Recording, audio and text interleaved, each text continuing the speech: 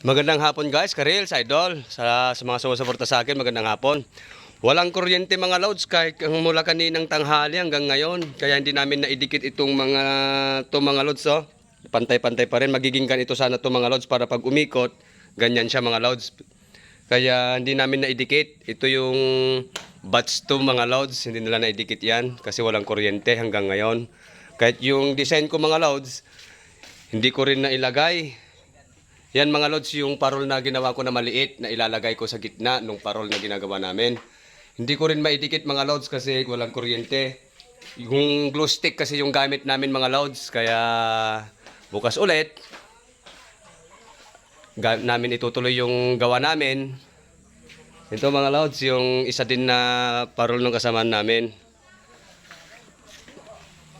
Sige mga lods, hanggang dito na lang sa lahat ng mga supporters ko. God bless po sa ating lahat. Salamat sa pagsuporta lagi sa aking reels. Goodbye po mga Lods, ka-reels, Lods Idol.